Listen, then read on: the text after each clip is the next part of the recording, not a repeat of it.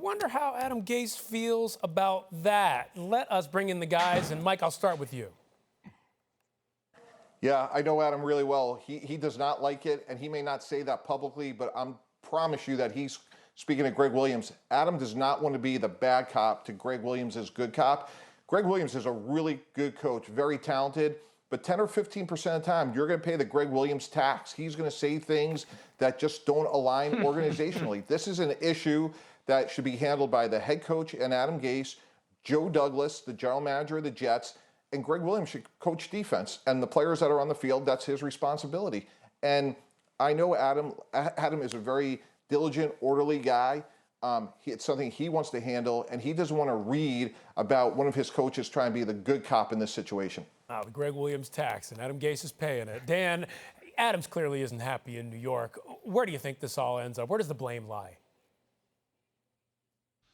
Well, sometimes there's coaches in the NFL who think they're Bill Belichick when they're not. When it becomes, hey, it's my way or no way.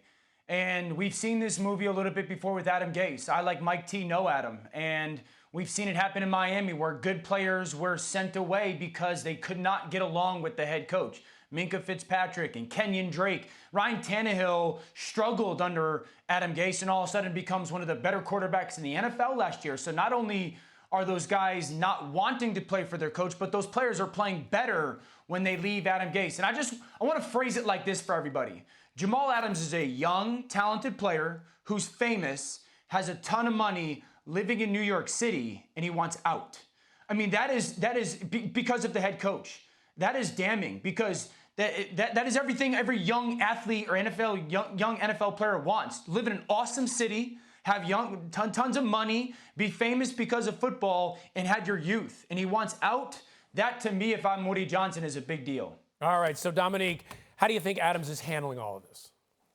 I mean, he's using the leverage that he feels like he has at this moment. And I understand the criticism of Gregg Williams, but I feel like that's what a lot of defensive coaches would say behind closed doors. Maybe he shouldn't have said it publicly, but that's what you want to build. You want to build this trust and faith in your guys. And I think that's what Gregg Williams is thinking. So while you say his job is to coach defense, I think he believes he's coaching defense right now. This is part of letting your players know that you got their back and you're with them, because there are often disagreements inside a locker room, and it's nice to be able to feel like you can trust and confide in your defensive coordinator. But I would say one thing. If I was Jamal Adams, I would text Gregg Williams and say, I don't want you to have my back. I want you to have my check. Like, you need to go get me paid. It's not about you liking me. It's about me getting paid. That's what he really wants to hear. All right, thanks, guys. Appreciate it. Thank you for watching ESPN on YouTube. For live streaming sports and premium content, subscribe to ESPN+.